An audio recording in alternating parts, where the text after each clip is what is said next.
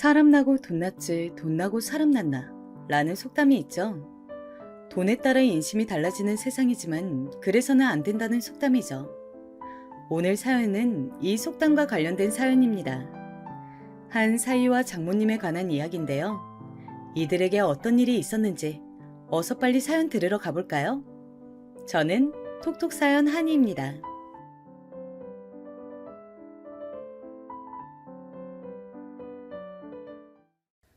안녕하세요, 여러분. 이 늙은이가 어쩌다 보니 이런 곳에 사연도 한번 보내보네요. 저는 올해로 70이 된 딸을 하나 두고 있는 사람입니다. 여러분들이 보내신 사연을 재미있게 듣는 게 요즘 하루의 낙인데 어느 날 문득 내 이야기도 한번 보내봐야겠다 하는 생각이 들었어요. 제 이야기는 다름이 아니라 지금은 남이 된 사위에 대한 이야기예요. 사람이 참 첫인상이 무서운 게 저는 사위를 처음 봤을 때부터 마음에 안 들고 그냥 기분이 쎄했거든요. 그런데 역시나 본 모습을 감추고 있었던 사람이었어요. 그런데 그놈을 제가 어떻게 제 딸에게서 떼어놨는지 한번 들어봐 주시겠어요? 전 경상북도 경주에서 태어났습니다. 저희 집은 경주 외곽에서 농사를 지었어요. 저는 결혼도 중매로 같은 동네 총각하고 있죠. 양가 모두 농사로 뼈가 굵은 집안이었어요. 남편과의 삶은 노동량은 많았지만 소박하고 하루하루 묻어냈어요. 남편도 저도 날리는 사람을 싫어하고 말수가 많지 않았습니다. 저는 그의 그런 진중한 면이 좋았어요. 평생 믿고 의지하며 살만하다 여겼죠. 결혼하고 이듬해 저는 딸을 하나 낳았습니다. 그리고 그 다음에 다시 아기를 가지게 되었죠. 그런데 불행히도 두 번째 아기는 유산되고 말았고 둘째 아기를 유산은으로 저는 다시는 임신이 되지 않았어요. 남편도 저도 자식 욕심이 있었기에 너무 아쉬웠지만 하나만 잘 키우라는 하늘의 뜻이겠거니 하면서 나중에는 마음을 비웠습니다. 딸아이는 어렸을 때 들판을 뛰어놀고 마을 아이들을 몰고 다니는 개구쟁이였어요. 놀다가 자꾸 넘어져서 다쳐오는 딸의 얼굴만 보면 화를 내야 하는 상황인데도 웃음이 날 정도로 정말 저에게는 귀한 자식이었습니다. 제가 아기를 키우며 씨름하는 동안 남편은 농사짓는 일을 사업적으로 키워갔어요. 여러 가지 농작물을 많이 재배하고 사업화하고 작물들을 고정적으로 납품하게 되면서 집에는 재산이 쌓여갔습니다. 그만큼 남편이 성실하기도 했고 또 운이 많이 따랐던 것 같아요. 많은 돈이 생겨도 우리의 생활은 큰 변함이 없었습니다. 남편은 여전히 소박하고 검소하게 살았어요. 돈은 모아서 그냥 조금씩 땅도 사고 집도 샀습니다. 살면서 언제 어떤 일이 닥칠지 모르니 항상 여윳돈이 있어야 한다는 것이 남편의 생각이었어요. 저 역시 의리의리한 집 같은 것은 필요 없었기에 우리는 주변에서 아무도 우리가 부유해진 줄 모를 정도로 예전과 똑같이 살았습니다. 다만 아이 학교 때문에 너무 시골에 있는 것은 아니다 싶어 우리 가족은 남편이 농사짓는 지역 근처 신도시로 이사를 가게 되었어요. 저는 이사한 집에 적응하랴 아이 키우랴 한동안 정신이 없었죠. 그렇게 세월은 유수와 같이 흘러갔어요. 아이를 키우면 시간은 참 하루하루는 느리고 1년은 화살처럼 빠르게 그렇게 지나가더군요. 어느새 정신을 차려보니 나는 중년의 여인이 되어 있고 딸아이는 언뜻 보면 어른인 줄 알 정도로 덩치가 커져 있었어요. 제가 그리 예뻐하고 자랑하던 딸은 자라면서 자신이 공주 대접에 익숙하다 보니 사교성이 없어 친구를 잘 사귀지 못했어요. 친구들로부터 이기적이라는 이야기를 듣기도 하고 본인 역시 누구에게 맞추려는 노력을 하지 않았죠. 항상 우등생이었지만 성적은 중학교 3학년을 기점으로 서서히 떨어져 평범해지기 시작했습니다. 초등학교까지는 이것저것 시켜놓은 게 많았던지라 본인이 학교 수업을 조금 게을리 들어도 따라갈 수가 있었는데 확실히 중3 이후로는 본인이 노력하지 않으니 성적이 곤두박질 치더군요. 특히 고1이 되고 처음 본 반편성 모의고사에서 성적이 너무 안 나와서 제가 크게 상심했던 것이 아직도 기억이 납니다. 그렇게 딸아이와 함께 고등학교 성적에 일희일비하면서 저도 마치 고등학생인 것처럼 전전긍긍하며 지냈던 때였어요. 어느 날 남편이 갑자기 쓰러졌어요. 고혈압으로 인한 뇌경색이었습니다. 뇌경색이라는 병이 참 무서운 것이 보통은 두통 등 전조 증상이 있다는데 남편은 그런 것도 없었어요. 그냥 자기 전에 등이 땡긴다고만 했는데 그러고 아침에 119에 실려가서는 영영 돌아오지 못했죠. 지금도 남편의 차디찬 손을 붙잡고 망연자실 병원에서 서 있었던 기억이 납니다. 여보, 나는 어떻게 살라고. 우리 지연이는 어떻게 살라고. 여보. 아빠. 그렇게 저와 딸은 남편과 아빠 없이 살아가게 되었죠. 처음에는 너무 두렵고 막막했지만 나중에는 딸아이가 많이 커서인지 적응이 되었어요. 시간이 지나면서 저는 어쩔 수 없는 시련과 고통이라며 받아들이고 내 인생을 멋지게 살아가자고 다짐했습니다. 저에게는 하나뿐인 세상에서 가장 소중한 딸이 있었으니까요. 딸은 20살이 되어 본인이 원하던 외국어 전공을 택해 외국어 대학교에 진학하게 되었습니다. 통번역가가 되고 싶다는 딸에게 저는 아낌없는 지원을 약속했죠. 딸은 공부를 하면서 자기 돈으로 용돈을 벌어보고 싶다고 하더니 학생들이나 성인들을 가르치는 일을 시작했어요. 저렴한 금액으로 외국어를 가르치면서 약간의 봉사 개념도 가지고 베풀고 싶다고 했죠. 저는 자라면서 내내 공주처럼 깍쟁이처럼 굴던 딸이 어쩐 일로 그런 기특한 생각을 했나 싶어 칭찬을 많이 해주었습니다. 그러던 어느 날이었어요. 딸이 같이 식사하면서 소개하고 싶은 사람이 있다면서 식당을 예약했다고 했습니다. 끽. 가게 문이 열리고 젊은 남자 한 명이 들어오더군요. 깔끔한 흰색 와이셔츠에 검정 바지로 단정하게 입고 있더군요. 상당한 미남이었습니다. 여자라면 누구나 혹할 만한 얼굴이었죠. 다만 치켜 올라간 눈매 때문에 조금 날카로운 인상이 있었는데 저는 그 눈매가 썩 마음에 들지는 않았습니다. 뭔가 매몰찬 느낌이 있는 눈매였거든요. 그 청년은 싹싹하게 인사를 하며 저희에게 여자친구라고 소개를 했습니다. 저는 뭔가 설명할 수는 없지만 계속 껄끄러운 기분과 내키지 않는 기분이 들었지만 그래도 큰 이유도 없는데 자리를 박차고 나갈 수는 없어서 어찌저찌 식사를 하고 있었죠. 둘은 교육봉사를 하면서 만났다고 합니다. 딸이 수업을 하면서 같이 봉사 겸 수업을 진행하는 이 청년과 호감을 가지게 되었다고 했어요. 청년은 외국어를 돈을 별로 받지 않고 저소득층 아이들을 가르쳐주는 일 말고도 시각장애인들을 위한 검정고시 시험 준비도 도와주는 등 다양한 봉사활동을 한 경험이 있었습니다. 나중에 교육 사업을 하는 것이 목표라고 했어요. 저는 쌀쌀맞고 이기적으로 보이는 인상과 다르게 이 청년이 굉장히 봉사정신이 강하고 바른 청년이구나 싶었습니다.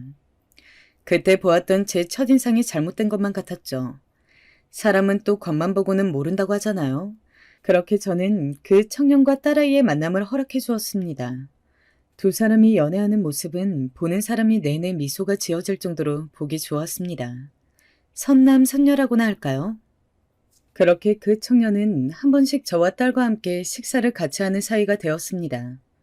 그런데 그 청년에게는 걱정스러운 점이 있었어요. 바로 너무 못 사는 집안 형편이었습니다. 어릴 적부터 판잣집에서 살았고 이를 악물며 장학금을 받기 위해서 노력해서 대학까지 겨우 나온 청년이었죠. 아버지는 아직도 다 쓰러져가는 판잣집에 사시는데 어머니는 예전에 힘들어서 가출을 하시고는 돌아오지 않았다고 했습니다. 아버지는 매일 밥을 먹으면서 술을 곁들이는 것이 일상이 되어 있는 분위기였고요. 좋게 말해서 반주이지 제가 듣기에는 알코올 중독자같이 느껴졌습니다. 제가 알기로 알코올 중독이라는 것이 얼마나 자주 술을 찾느냐가 더 중요한 기준이라고 들었거든요. 저는 딸에게 결혼까지는 아닌 것 같다고 그런 시댁을 네가 감당할 수 있겠냐고 걱정스럽게 말했습니다. 그런데 딸은 사람만 좋으면 되지 않겠냐고 봉사활동도 하고 얼마나 바른 사람인데 다 극복할 수 있다며 자꾸 그 청년과 앞날을 생각하는 것처럼 말하는 것이었어요. 저는 신중하게 생각하고 또 네 인생이니까 잘 결정해야 한다는 말밖에는 할 수가 없었습니다. 그렇게 지내다가 마침내 딸은 그 청년과 함께 식사 자리에서 이제는 결혼 준비를 하고 싶다고 하더군요. 저는 많이 놀랐지만 일단 그 자리에서는 표정을 드러내지 않으려 애쓰며 구체적인 사정이나 상황에 대해서 이것저것 물어봤습니다. 사실 저는 남편이 죽으면서 남겨준 재산이 많이 있었어요. 앞서 말했다시피 남편이나 저나 돈 자랑을 하거나 넓은 집을 살고 좋은 차를 선호하는 사람이 아니어서 그 재산들은 다 땅이며 건물이며 집으로 묶여 있었습니다. 그래서 딸도 제가 돈이 얼마나 있는지 알지 못했죠. 돈에 대한 저의 생각은 그렇습니다. 있는 티를 낼수록 안 좋은 일만 생긴다고 생각해요. 그래서 저는 딸에게조차 제 재산의 규모를 정확히 말한 적이 없었고 그저 살고 있는 32평 아파트 이거 하나 내 거라고 말했죠. 딸은 제가 남편이 죽고 나서 매일 직장을 다니지도 않았고 그저 조그만 동네 카페를 하나 운영하는 정도였기 때문에 제가 집 말고는 아무 재산이 없는 것으로 철석같이 믿고 있었어요. 저는 이 청년과 딸이 결혼을 한다고 하니 이제 재산을 오픈하고 한 몫을 떼어줘야 하나 아니면 사는 것을 보면서 결정해야 하나 고민이 되었습니다. 제가 너무 고민을 하자 친구가 잘 보는 용한 점쟁이가 있다면서 점집에 데리고 갔어요. 무당옷을 입은 점쟁이는 막 쌀알을 뿌리고 하더니 저를 보면서 그러더군요. 지금 말하고 싶은 거 있지? 그거 말하지 마. 안 좋아. 네? 그냥 혼자만 알고 있어. 입을 무겁게 하는 게 좋아. 저는 모든 걸 알고 있는 것 같은 점쟁이의 말에 화들짝 놀랐습니다. 딸애가 이 청년과 결혼해도 괜찮겠냐고 하니 점쟁이는 고개를 저으며 말려도 안 된다고 그저 지켜보라고 했어요. 그리고 딸에게는 남자가 더 있으니 걱정할 거 없다고도 했습니다. 저는 점을 다 믿는 것은 아니지만 신통하다는 생각이 들어 일단 그 점쟁이 말대로 아무 말도 하지 않고 그저 돈 몇 천을 보태줄 수 있다고만 했어요. 딸아이는 혼수비를 대줘서 고맙다고 엄마가 이 집 말고 몇 천이나 돈이 있었냐고 고마워하더군요. 청년의 집은 너무 가난해서 이 청년은 자신이 모은 돈 1천만 원 말고는 아무것도 해올 형편이 안 된다고 했어요. 결국 저는 원래 생각했던 몇 천보다 많은 돈인 1억을 주면서 이걸로 전세라도 얻으라고 말할 수밖에 없었죠. 아무리 그래도 차마 딸에게 월세부터 시작하라고 말할 수는 없었거든요. 저는 너무 없이 결혼하는 딸 때문에 마음이 많이 상했지만 딸과 사위는 소박한 결혼식을 올리고 열심히 사는 듯 보였습니다. 딸은 번역 일을 하면서 프리랜서로 일하고 있었고 사위는 교육 컨설팅 회사에 취직을 했다고 했어요. 심리검사 같은 걸 해서 앞으로 학생의 진로를 정하는 데 도움을 주는 사업이라고 했죠. 두 사람이 알콩달콩 서로를 위해서 열심히 사는 모습을 보자 저도 마음이 좀 풀렸습니다. 1년여의 신혼생활을 지켜본 결과 사위는 제 딸을 마치 공주처럼 위하고 아껴주는 것 같았거든요.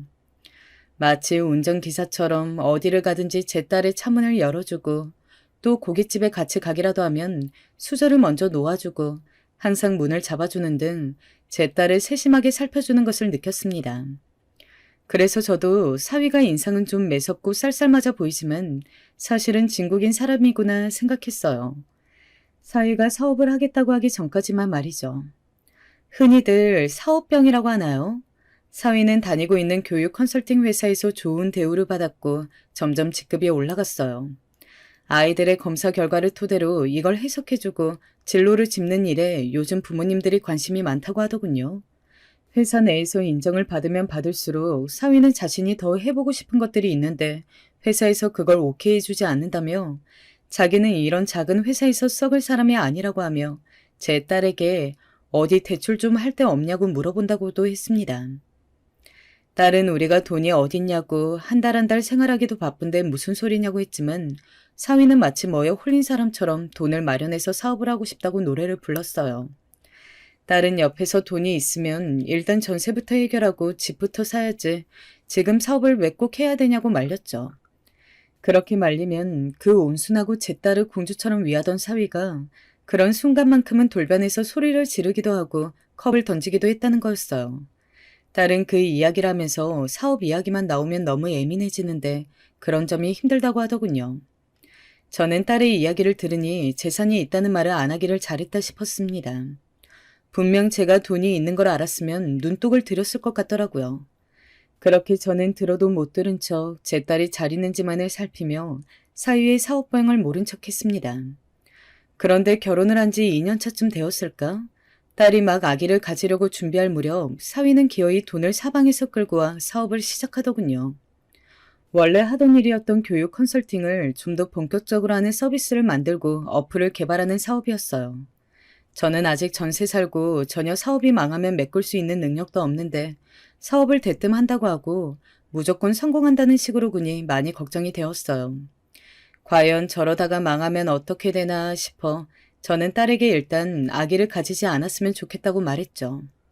제 말에 딸은 화를 내더군요. 엄마, 그게 무슨 말이에요? 이 사람 사업하는 거하고 제가 임신하는 게 무슨 상관이 있어요? 지연아, 엄마 말 잘 들어라. 사업에 저렇게 집착하는 사람들은 대부분 끝이 안 좋아. 엄마는 아직 네가 나이도 그렇게 많지 않으니 혹시 모르니까 아기는 좀 천천히 가졌으면 해. 그럼 사업이 망하기라도 하면 애가 없으면 이혼이라도 하라는 거예요, 엄마? 사람 일이라는 게 혹시 모르지 않니? 저는 딸에게 좋은 말로 그냥 설득을 했지만 딸은 제 말에 기분이 나쁘다며 어떻게 그렇다고 벌써 이혼까지 이야기할 수 있냐고 저한테 섭섭하다고 하더군요.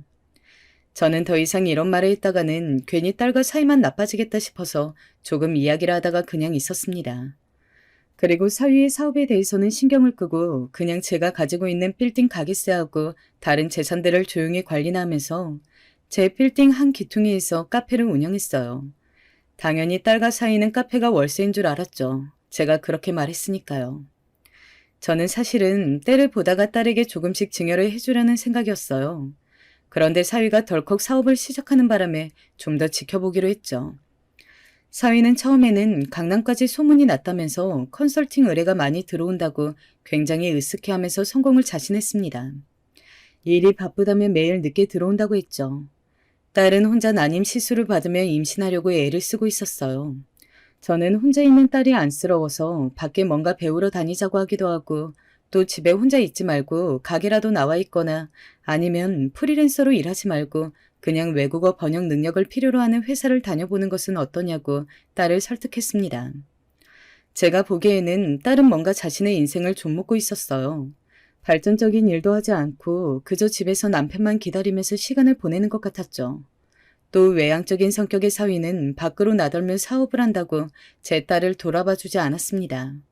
저는 앞으로 살 날이 몇십 년인데 벌써 저렇게 외롭게 하는 남자라면 안 봐도 뻔하다는 생각에 딸이 안쓰러웠어요. 그런데 그러던 와중에 불행인지 딸인지 딸의 임신 소식이 들려왔습니다. 임신을 했다고 하니 사위도 좀 집에 일찍 오고 제 딸을 챙겨주는 것 같았어요. 저도 아기가 생기면 이혼은 더 힘들겠지만 그래도 부부 사이가 더 좋아지고 사위가 더 가정적으로 변할 수 있겠다 싶어서 기대를 했죠. 저 역시 손주가 보고 싶기도 했고요. 딸은 임신 기간 내내 입덧이 심했습니다. 그러던 어느 날 밤 딸에게 전화가 왔어요. 엄마, 지금 집으로 좀 와줘요. 무슨 일이야? 응? 저는 늦은 밤 딸의 전화에 너무 놀라서 허겁지겁 딸에게 달려갔습니다. 요즘 저도 건물 관리 일로 좀 바빠서 딸과 못 본 지 2주가 좀 지났었는데 못 본 새 딸의 모습은 많이 야위어 있었어요. 저는 깜짝 놀라서 딸을 데리고 근처 대학병원 응급실로 갔습니다. 병원에서는 입덧이 너무 심해서 영양분 섭취가 안 되고 목에서 피가 나올 정도로 토하는 바람에 몸이 많이 상했다고 며칠 입원을 하면서 쉬는 게 좋겠다고 했어요. 저는 제 딸을 이 지경으로 만들어 놓고 이 시간까지 무슨 사업을 한답시고 집으로 들어오지 않는 사위에게 화가 났어요. 여보세요? 장모님? 자네 뭐 하는 사람인가? 내 딸이 입덧이 이렇게 심한데 도대체 뭐 하는 건가? 며칠 입원해야 한다니까 당장 오게. 저는 너무 화가 나 사위에게 소리를 질러버렸습니다. 사위는 허겁지겁 병원으로 달려왔더군요. 그런데 병원으로 달려온 사위의 몰골이 말이 아니었습니다. 어디서 술을 퍼마셨는지 술 냄새에 심지어 와이셔츠에는 여자 립스틱 자국까지 있더군요. 저는 어처구니가 없어서 혀를 찼습니다. 가만 보니 이놈이 인물값을 하고 돌아다니는 놈이었어요. 사업을 한답시고 접대니 뭐니 여자 있는 술집을 기웃대고 집에 있는 아내는 나 몰라라 하며 돌아다니고 있었던 것이죠. 저는 됐으니 사업이나 열심히 하라고 입도 좀 나아질 때까지 우리 집에 데리고 가 있겠다며 며칠 입원 후 딸을 집으로 데리고 왔습니다.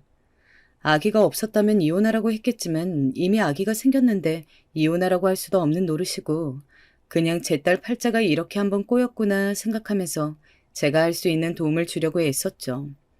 그렇게 딸은 고생스러운 입덧 시기를 마치고 임신기간 동안 친정인 저에게 의지하면서 그렇게 무사히 아기를 출산했습니다.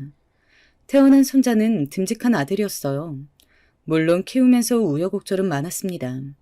조금 작게 태어난 손자는 예민한 데가 있어서 딸이 젖이 많이 돌지 않아 어쩔 수 없이 분유를 먹였는데 분유를 먹기 싫다고 혀로 밀어내기가 일쑤였고 툭 하면 토하고 잠도 잘 자지 않으려고 해서 계속 안아서 재우다 보니 딸의 허리가 남아나지 않았죠. 이유식을 시작하고 나서도 입이 짧아 조금만 먹으려 하고 제가 좀 달래줘도 떼쓰기를 멈추지 않고 동네가 떠나가라 울더라고요.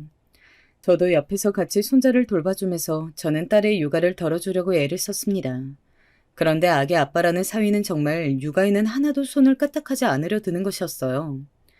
분명 딸이 함께 봉사를 할 때 요리도 잘하고 이불 빨래도 잘하는 등 가정적인 모습에 반했다고 했었는데 그런 사람 아시나요? 나가서는 더 없는 호인인데 자기 가족들한테는 야박한 사람. 바로 그런 사람이었어요. 집에서는 음식도 집안일도 육아도 아무것도 하지 않으려고 했죠. 그런 사위 때문에 속 썩는 것은 바로 제 딸이었기에 저는 너무너무 속이 상했습니다. 무슨 대단한 사업을 한다고 돈을 얼마나 번다고 저러냐고 물어보니 생활비는 회사 다닐 때와 똑같이 주고 있다고 딸은 자신도 사업이 어떻게 되어가고 있는지는 잘 모른다고 하는 것이었어요. 그러던 중 사위의 사업이 어려워지는 일이 생겼어요. 사위는 입시 컨설팅을 함께 진행했기에 입시 논술이나 면접, 자소서, 생기부 등을 관리해주고 돈을 받았습니다. 그런데 자소서를 비슷하게 써주는 바람에 자소서를 돈 주고 작성한 것이 들켜버려 사위의 컨설팅 회사가 갑자기 힘들어지게 되었습니다. 심지어 몇 년 안에 자소서가 폐지된다고 하는 바람에 또 휘청하게 되었죠. 사위는 한동안 지인들에게 돈을 끌어다니며 이번 고비만 넘어가면 잘 될 것이라고 말하고 다녔지만 결국 회사가 갈수록 힘들어지는지 무슨 중고 오토바이를 타고 배달 아르바이트를 한다는 등 대리운전을 한다는 등 걱정되는 일을 하기 시작했습니다. 딸은 대리운전이나 배달일 말고 좀 안전하면서 할 수 있는 다른 아르바이트를 찾거나 그것도 안 되면 사업체를 접고 다시 회사로 들어가면 안 되냐고 사위를 말렸지만 사위는 사업체를 포기하지 않았어요. 지금 고비만 넘기면 되는데 아무것도 모르면서 애나 보라고 제 딸을 무시하기 일쑤였죠. 딸은 아기를 키우며 조금이라도 생활비에 보태려고 번역일을 했어요. 일을 받아서 아기가 자는 밤에 아기를 안느라 아픈 몸을 가지고 또 번역일을 해나갔습니다. 저는 그런 딸의 인생이 너무 안쓰럽고 힘들어 보였죠. 지금이라도 그냥 재산을 주고 아기 돌보는 아주머니라도 구하고 편하게 살라고 할까 그런 생각이 들었습니다. 하지만 마음 한켠에 역시 사위가 너무 마음에 걸렸어요. 사위에게 재산을 주고 싶지가 않았습니다. 제가 지켜본 사위는 봉사활동을 하고 호인 노릇을 할 정도로 남에게 보여지는 자신의 이미지를 중요시하는 사람인데 돈이 생긴다면 비싼 차를 사고 사치를 부릴 것 같은 생각이 자꾸 들었습니다. 그래서 저는 그저 딸이 힘들다고 하면 아기를 돌봐주곤 하면서 딸의 상황을 지켜봤어요. 그러던 와중에 드디어 사위가 저에게까지 돈 이야기를 할 상황이 생겼습니다. 사업체가 많이 어려워진 것이었어요. 딸이 전화가 와서 갑자기 집에 들르겠다고 했어요. 어쩐지 심각한 목소리였죠. 어머니, 저도 왔어요. 저녁 드셨어요? 안 드셨으면 저희하고 이거 같이 드세요. 사위도 함께 와서는 어디서 사왔는지 족발을 사와서 주섬주섬 식탁에 내려놓더군요. 그리고 사위는 소주를 꺼냈습니다. 장모님, 오늘은 제가 꼭 부탁드리고 싶은 것이 있어서 찾아왔어요. 사위가 저에게 비장하게 말을 꺼냈습니다. 딸은 그런 사위를 말리지도 못하고 그저 아기를 안고 저와 사위를 바라보고만 있더군요. 무슨 일인데 그러니? 무슨 문제라도 있어? 사위는 말없이 깊은 한숨을 푹 쉬더니 소주를 한 잔 빈속에 들이켰습니다. 아이고, 빈속에 속 다 버려. 족발 먹어가면서 일단 배 좀 채우고 천천히 이야기하게. 기다릴 테니. 뭔가 하기 어려운 말이 있는지 사위는 족발을 몇 점 먹고 소주를 마시며 한동안 말이 없었습니다. 저는 답답했지만 아마도 사업 관련 일이려니 하면서 사위가 입을 떼기를 기다렸죠. 장모님, 지금 너무너무 사업체가 어려워요. 이대로라면 초기 투자금의 2배가 넘는 빚만 지고 접어야 되게 생겼어요. 회사 그만둔 지는 한참이라 회사로 돌아갈 수도 없고 여기저기 빚은 늘어만 가고 다달이 몇백씩 빚이 쌓여가니 어디 가서 자살이라도 하고 싶은 심정이에요.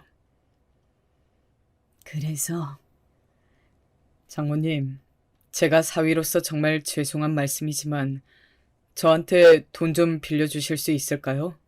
지금 사시는 이 32평 집이 자가라고 들었는데 제가 곧 회복하면 바로 돌려드릴게요.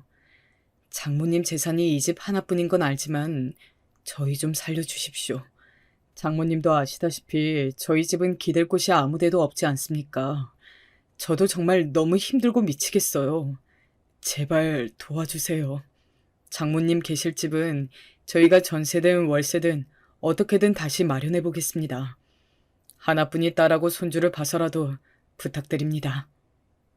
사위는 대놓고 저한테 애걸하면서 제발 도와달라고, 이미 낼 수 있는 대출은 다 내서 더 이상 돈을 빌릴 데도 없고 본가는 없는 것과 마찬가지고 아내가 번영리라는 것으로 겨우 생활비로 쓰는 돈이 계속 부족해서 빚만 지다가 결국에는 신용불량자가 될 판이라고 저에겐 눈물로 호소했습니다. 저는 어느 정도 예상은 했지만 생각보다 상황이 심각해서 일단은 알겠다고 고민해보겠다고 하고 딸네 부부를 돌려보냈어요. 그 와중에 말도 못 꺼내고 눈치만 보고 있는 제 딸이 너무 불쌍했습니다. 남편이 살아있다면 어떻게 하자고 했을까요? 그날 밤 저는 길고 긴 고민을 했습니다. 그런 결정을 혼자 하자니 참 힘들었어요. 그동안 말하지 않았던 다른 재산의 존재를 밝히고 그냥 제대로 해보라고 통 크게 도와줄까 하는 마음과 언젠가 점쟁이가 말했던 것처럼 최대한 오랫동안 아무 말도 하지 말라고 했던 말들이 스쳐 지나가면서 어떻게 해야 할지 고민이 너무 됐습니다. 그런데 사위와 딸이 너무 힘들다고 저렇게 괴로워하니까 그냥 이 집 한 채는 넘겨주자 싶었습니다. 그런데 어쩐지 사위 하는 행동들이 걸려서 사위가 제가 집을 다 넘기고 함께 살게 되면 어떻게 나올지 그걸 좀 확인해보고 싶은 마음이 들더군요. 소위 말하는 화장실 들어갈 때 나올 때 다르다는 그런 소리 말이죠. 그래서 저는 일단 제 재산을 밝히지 않고 이 집을 팔아서 당장 급한 불을 끄도록 하고 나는 집이 팔리는 대로 너희들이 사는 32평 아파트로 들어가겠다고 말했습니다. 사위가 따로 월세집이라도 얻어주겠다고 했지만 저는 손주라도 매일 보는 낙으로 살겠다고 하며 딸과 함께 살겠다고 했죠. 사위는 저에게 집을 판 돈을 받기 위해서 저를 집에 들일 수밖에 없었습니다. 그렇게 저와 사위는 한 집에 살게 되었죠. 결국 저는 딸 내외가 결혼한 지 거의 5년이 되어서 합가를 하게 되었어요. 별로 내키지는 않았지만 말이죠. 저의 결단을 들은 사위는 저에게 와서 고개를 조아리며 큰절을 올렸습니다. 그리고 제 손을 잡고 한참을 울더군요. 그렇게 감사하다고 말하는 사위를 보면서 저는 우리 앞으로 잘 지내보자고 어깨를 다독여 주었습니다. 환경이 힘들어서 그렇지 너도 그렇게 나쁜 사람은 아니구나 하고 생각하면서요. 그저 그때의 첫인상이 안 좋았어서 내가 계속 사위를 찜찜하게 생각했던 거였겠지. 그런 생각으로 사위를 좋게만 보고 싶었습니다. 사위가 이상한 인간이라면 누가 고생할지 뻔했으니까요. 제가 그렇게 빚을 해결해준 후로 사위와 딸은 한동안 저를 상점 모시듯 했어요. 특히 딸은 삼시세끼를 제가 좋아하는 반찬을 하고 저에게 고맙다는 인사를 계속했죠. 사위 역시 너무 인사를 하기에 이제 그만 인사해도 된다고 할 정도로 그렇게 굽신굽신했습니다.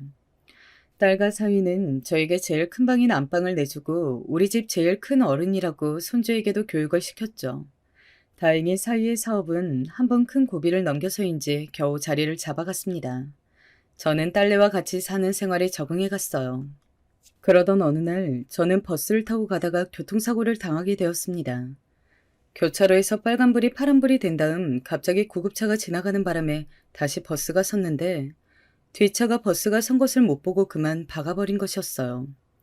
저는 뒤쪽에 앉아 있었는데 사고 당시에 괜찮은 것 같았는데 허리가 조금만 무리를 하거나 오래 앉아있으면 쑤시는 것을 느끼게 되었고 아무리 물리치료며 좋다는 치료를 받아도 나아지지 않아 고생을 하게 되었습니다. 도저히 안 되어 병원에 가서 말하니 의사는 아무래도 MRI를 찍어보는 것이 좋겠다고 했습니다. 저는 그렇게까지 해야 되나 싶었지만 제 차 꼭 찍어봤으면 한다고 하기에 수긍을 하고 촬영을 했어요. 촬영을 마치자 의사는 역시나 생각했던 대로 척추에서 지금 디스크가 조금 튀어나와서 신경을 누르고 있다고 다리도 곧 많이 저릴 수도 있다면서 계속 치료를 해보고 다리 저림이 나아지지 않으면 허리 수술까지 고려해야 하는 상황이라고 했습니다. 지금 수술하는 방법도 있지만 임시방편에 불과하기 때문에 그냥 최대한 조심하면서 지내는 게 좋다고 했어요. 주의사항으로 쪼그려 앉아 걸레 빨기 등의 자세를 하지 말고 좌식 생활 말고 입식 생활을 하라고 했습니다. 오래 앉아있는 자체가 좋지 않기 때문에 최대한 서 있거나 걷고 허리가 많이 아플 때는 계속 누워있는 것밖에는 방법이 없다고 했죠. 저는 좌식 화장대도 의자가 있는 서양식으로 바꾸고 조금이라도 허리가 아프면 집에서 누워서 쉬었습니다. 사위와 딸도 정말 걱정을 하면서 무리한 운동 등은 하지 말라고 당부를 했죠. 그렇게 딸의 집으로 들어가 산 지 1년이 되었습니다. 여전히 허리가 좋지 않아 저는 최대한 조심을 하면서 집에서 많이 누워서 지냈죠. 그런데 집에서 아기를 돌보던 딸이 갑자기 큰 회사에 면접 기회가 생겼다면서 저에게 오늘 하루만 아기를 좀 봐달라고 부탁을 하는 것이었어요. 만약 회사에 취직되면 월급을 많이 받을 수 있으니 아기 돌보는 사람을 쓸 거라고 하면서 면접 보러 가고 싶다고 했습니다. 저는 딸의 얼굴에 생기가 넘치는 것을 오랜만에 보았기 때문에 제가 허리가 아파도 아기를 봐주고 딸이 면접을 볼 수 있게 도와주고 싶었어요. 사위는 여전히 딸이 아기를 다 돌봐야 한다는 생각이 강해서 항상 제 딸은 혼자 아기를 돌보느라 너무 지쳐 보였거든요. 그렇게 딸이 면접을 보러 가고 제가 손주와 함께 있게 되었는데 하필 그때 손주가 저 높은 소파에서 바닥에 요를 깔고 TV를 보고 있던 제 쪽으로 풀쩍 뛰어내린 것이었습니다. 아이쿠. 손주는 당연히 아무것도 모르고 뛰어내린 것이지만 저는 손주 때문에 안 그래도 안 좋은 허리를 또 다치고 말았습니다. 그때부터 허리가 너무 안 좋아지기 시작했어요. 아무리 침을 맞고 병원에 가서 주사를 맞아도 나아지지 않았고 조금만 움직여도 다리 전체가 찌릿찌릿 저렸죠. 최대한 서 있거나 누워 있기만 하려고 했는데도 전혀 좋아지지 않았습니다. 저는 허리가 아파서 일상생활도 힘들 정도가 되었어요. 화장실을 가려고 할 때도 최대한 조심조심 한 발짝씩 떼서 화장실을 향해야 했어요. 용변조차 네 발로 걸어서 편하게 볼 수 없는 신세가 되었다니 너무 슬펐습니다. 어쩌다가 이런 몸뚱이가 되었는지 몸이 너무 안 좋아지자 저는 한 번씩 직접 가서 하던 건물 관리를 관리인에게 맡기고 카페도 권리금을 받고 다른 분에게 넘겼습니다. 그리고 하루 종일 집에서 누워 지냈어요. 딸은 자신이 하루 아기를 맡겨서 엄마가 이렇게 다쳤다고 자책을 하고는 면접에 붙었는데도 회사를 가지 않았습니다. 저는 그러지 말고 사람을 써서 아기를 돌보고 너도 그만 나가서 일하라고 했지만 딸은 아직은 아기가 너무 어리고 또 엄마한테 아기를 봐달라고 하기도 그렇고 모르는 사람에게 맡기는 것도 영 안 내킨다며 결국 또 집에 들어앉아 버렸죠. 그렇게 누워서 지내던 어느 날 딸이 엄마가 좋아하는 단팥죽을 해봤다며 팥죽을 한 그릇 들고 저에게 오더군요. 그러더니 뜻밖의 이야기를 하기 시작했습니다. 엄마, 사실 나 신랑 모르게 빚이 있어. 응? 네가 무슨 빚이 있어? 나 빚이 3천 정도 돼요. 엄마, 나 이거 어떻게 갚지? 뭐 하다가? 왜 애기 아빠는 모르는 빚이 생긴 거야? 엄마, 실은 그 사람이 생활비를 너무 작게 줘서 그 사람은 그 돈으로 아껴 쓰면 된다고 하는데 나는 도저히 그 돈이 부족해서 카드값이 빵꾸나다 보니까 또 빌리게 되고 또 빌리게 되고 하면서 이렇게 5년간 빚이 쌓였어요. 엄마, 근데 나도 가끔 미용실도 가고 싶고 그냥 계절 바뀔 때 옷 한 벌쯤은 사면서 살고 싶었어요. 하루 종일 애만 보고 있고 커피 한 잔 사러도 편히 못 나가는 내 신세가 너무 불쌍했어요. 딸은 그런 소리를 하면서 단팥죽을 먹으며 줄줄 눈물을 흘리더군요. 그냥 혼자만 아기를 계속 돌보는 게 너무 힘들고 항상 밖에서 일한다고 하고 술자리가 잦은 남편도 원망스러워서 그렇게 옷이라도 한 번씩 사고 아기 용품도 좀 좋은 거 사보고 싶어 사고 하다 보니까 항상 생활비에서 50만 원 정도는 더 쓰게 되었다고. 그런데 주변 친구들에게 물어봐도 남편이 너무 조금 주는 거라고 그 돈으로는 생활비가 안 된다고 다들 그랬다고. 그런데 남편은 항상 제가 사치를 한다면서 돈을 얼마를 주든지 그 돈으로 맞춰서 절약하고 사는 것이 여자의 본분이라고 화만 냈다는 것이었어요.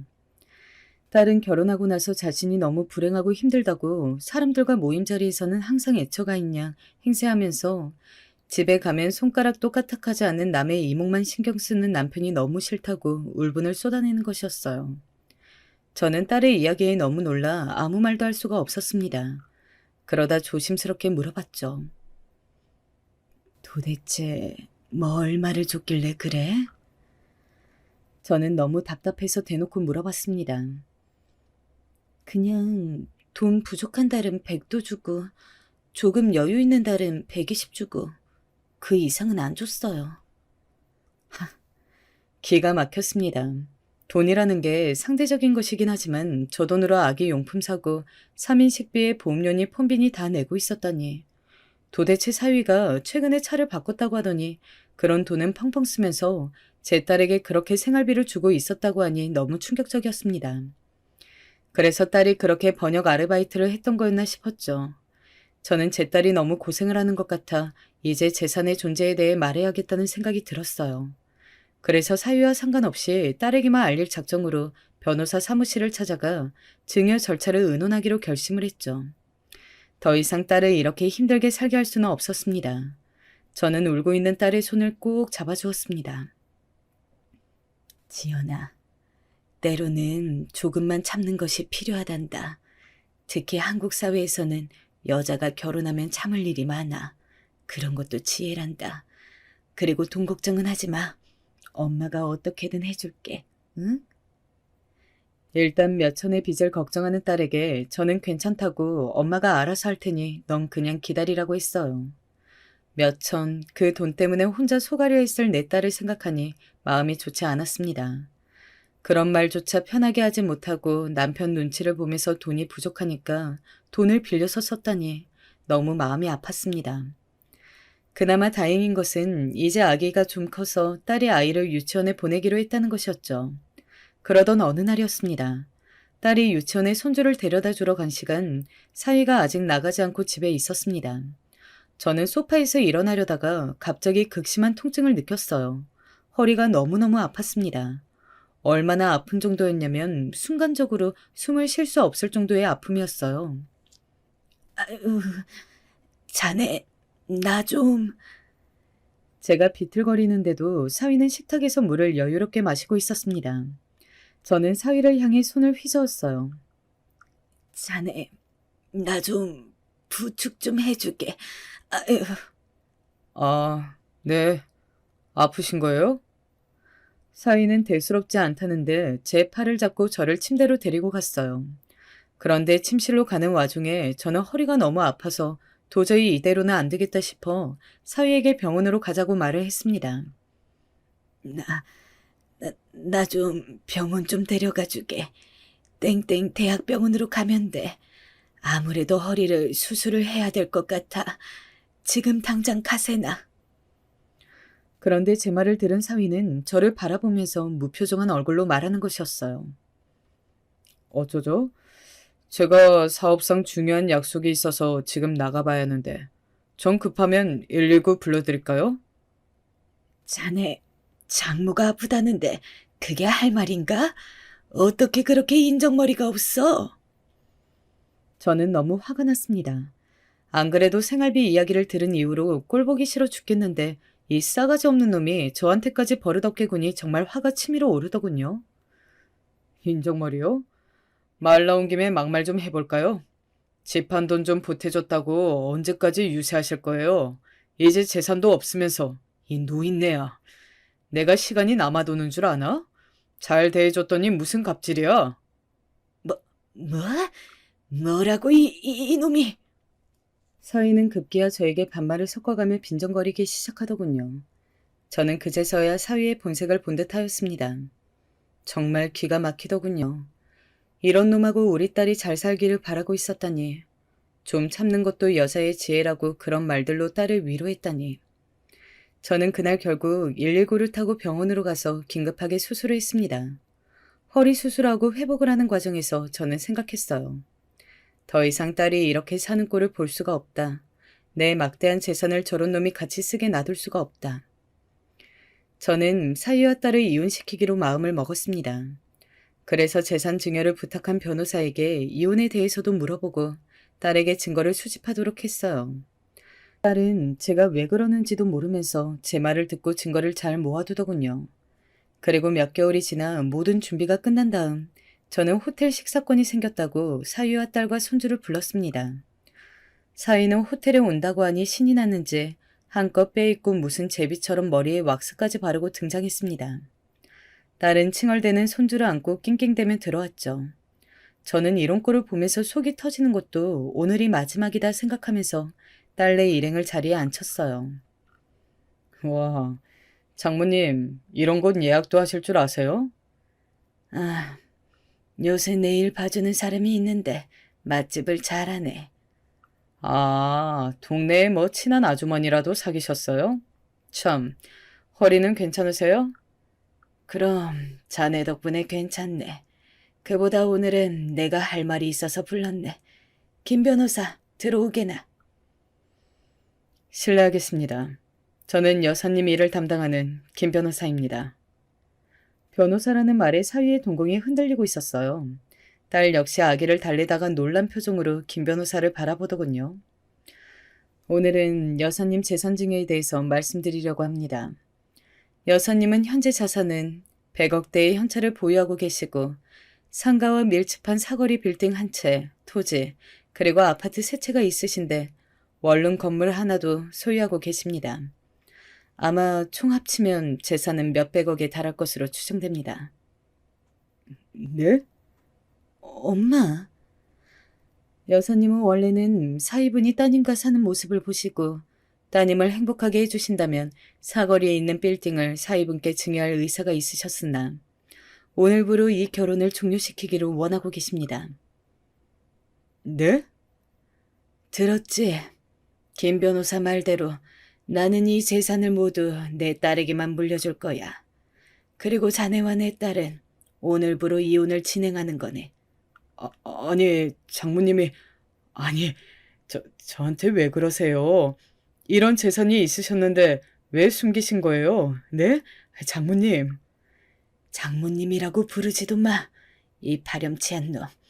육아를 요즘 세상에 어디 여자한테 다 떠넘기고 집안일도 하나도 하지 않고 생활비도 작게 주면서 그따위 갑질을 해.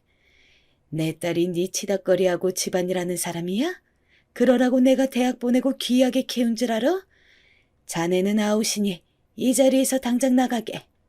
조정으로 합의해야 위자료라도 건질 수 있을 줄 알아. 나가! 저는 그 자리에서 사위를 쫓아냈습니다. 딸은 아무 말도 하지 못하고 눈물만 주룩주룩 흘리면서 음식을 바라보고만 있더군요. 저는 딸에게 말했습니다. 지연아, 너를 그렇게 힘들게 하고 너 자신을 한없이 낮추기만 하는 것은 사랑이 아니란다. 너를 귀하게 여기고 사랑해야지. 저놈하고는 헤어져라. 이제 내가 재산 증여해 줄 테니 많이 누리고 살아. 엄마가 아무리 봐도 저런 놈하고 사느니 이혼하는 게 100배 1000배는 나아. 엄마 말 알아듣지? 네. 엄마, 고마워요, 엄마. 딸은 울면서 고개를 끄덕끄덕했습니다. 그리고 눈물이 흐른 얼굴로 손주를 안은 채 저에게 미소를 보냈어요. 저는 그 미소의 홀가분함을 느낄 수 있었습니다. 마침내 이 결혼이 주었던 지옥 같은 삶에서 탈출한 그런 미소요. 그렇게 저는 처음에는 합의를 통해서 조정하려고 했으나 계속 말을 바꾸는 상대에게 지쳐서 결국은 소송을 진행하게 되었습니다. 모든 것은 제 딸에게 유리했죠. 막상 해보니 이혼이 생각보다는 별게 아니었어요. 딸 역시 같이 살면서 마음고생이 너무 심해서인지 오히려 소송 과정에서는 잘 버티는 모습을 보여주었습니다. 그렇게 저는 제 딸을 다시 웃게 해주었어요. 돌이켜 생각해보면 저는 딸의 의견을 존중한다는 이유로 좀 더 결혼을 반대하지 못했던 것이 마음에 남습니다. 제가 좀 더 반대해보았더라면 어땠을까 그런 생각이 자꾸 들면서 자책을 했습니다. 그러나 딸은 자신의 선택이었고 이렇게 예쁜 아기를 얻었으니 다 괜찮다고 오히려 저를 위로해 주었습니다. 저는 딸과 함께 새로 가게 오픈을 준비 중이에요. 우리 건물에 있는 그 카페를 다시 넘기고 나가신다고 하기에 딸이 좋아하는 향초 만들기 공방 겸 카페를 열어보려고 합니다. 딸은 아이를 유치원에 보내고 저와 향초를 만들고 인테리어를 하면서 매일 웃는 모습을 보여줍니다. 사위와 살 때 어둡던 그런 표정은 이제 찾아볼 수 없을 정도로 밝아졌어요. 저는 인생에 있어서 다른 사람들이 어떻게 볼까 그런 체면도 중요하지만 결국에는 자신의 행복이 가장 중요한 것 같다는 생각을 하게 되었습니다. 그래서 요즘 행복합니다. 딸과 손주와 함께 즐겁게 제 생을 보내고 있으니까요. 물론 제가 나이가 있으니 제가 죽으면 어떻게 할까 걱정은 되지만 저는 이제 어차피 제가 알 수 없는 미래에 대한 걱정은 많이 하지 않으려 합니다. 지금까지 제 딸의 이혼 스토리를 이야기해 보았는데요. 재미있으셨는지 모르겠습니다. 오늘 하루도 건강하고 행복한 하루 보내시기를 바라겠습니다. 제 이야기 들어주셔서 감사합니다.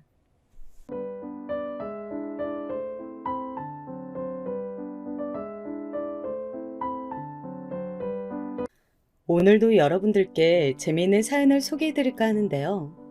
저희 톡톡 사연에는 시댁 이야기를 보내주시는 며느님들이 참 많으신데요. 이번 사연도 역시 며느님께서 보내주셨는데 오늘은 조금 독특한 사연이 될 것 같은 예감이 듭니다.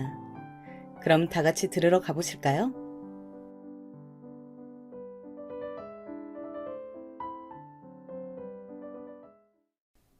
안녕하세요.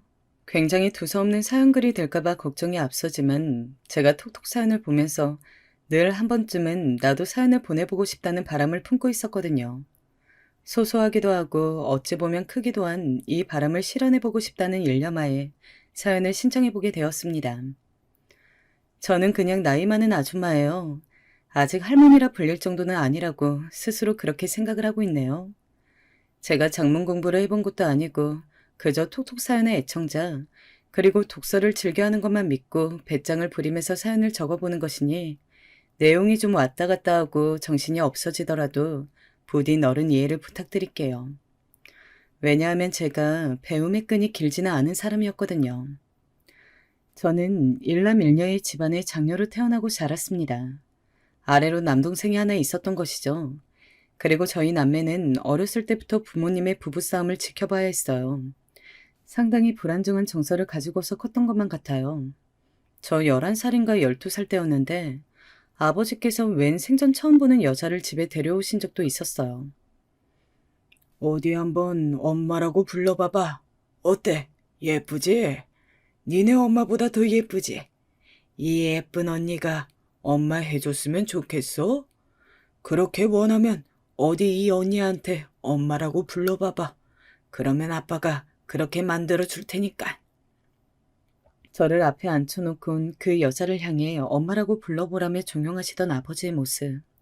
그 당시에도 정말로 충격적이었습니다. 그리고 세월이 지나면서 그 순간을 떠올릴 때마다 충격은 점점 더 짙어졌던 것만 같아요.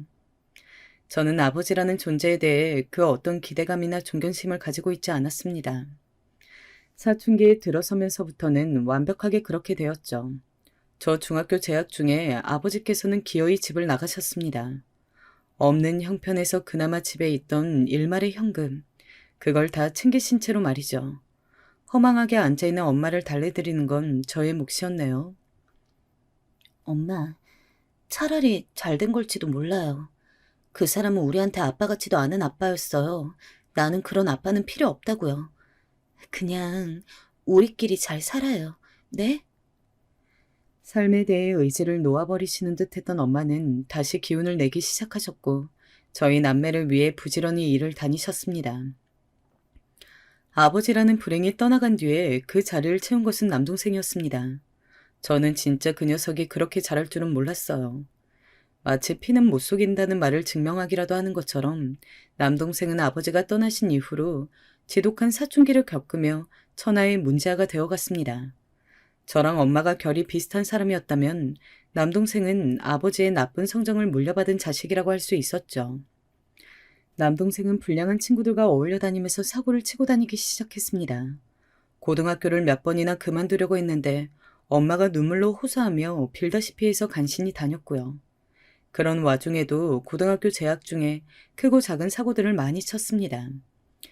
그리고 나서 고등학교를 졸업하고 성인이 되자마자 사고치는 규모를 압도적으로 키워나갔어요.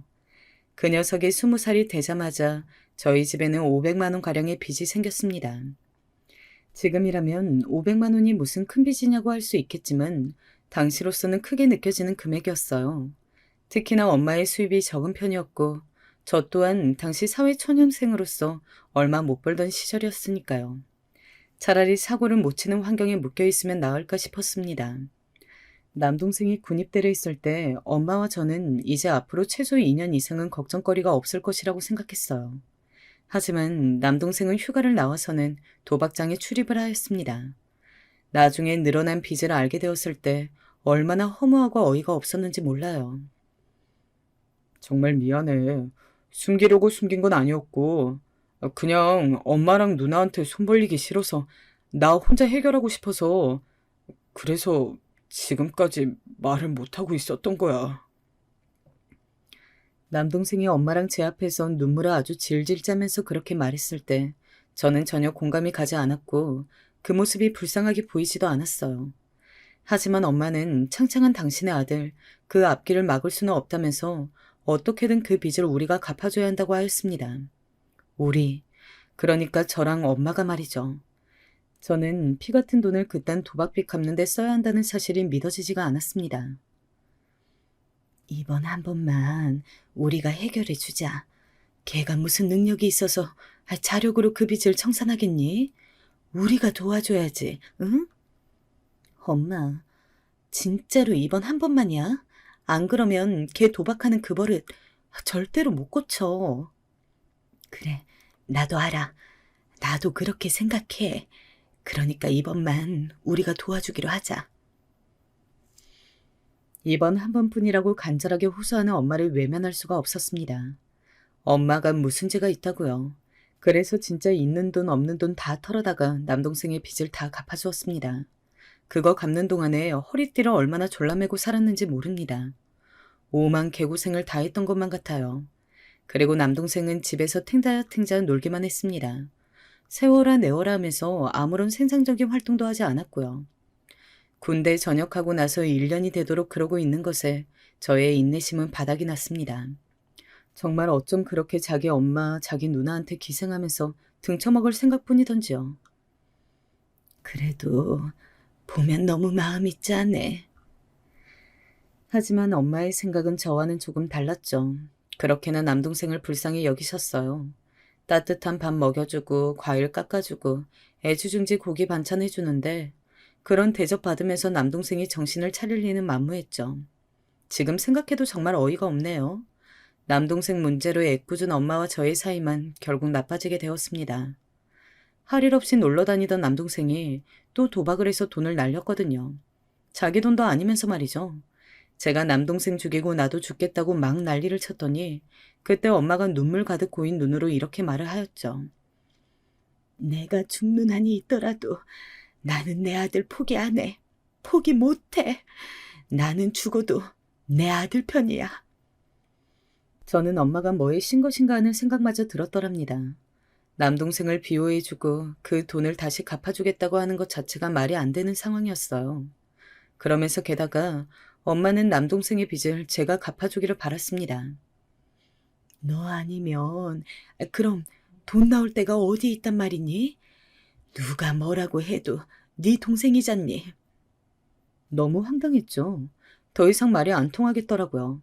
그냥 이 모든 상황에서 저는 빠지고자 하였습니다.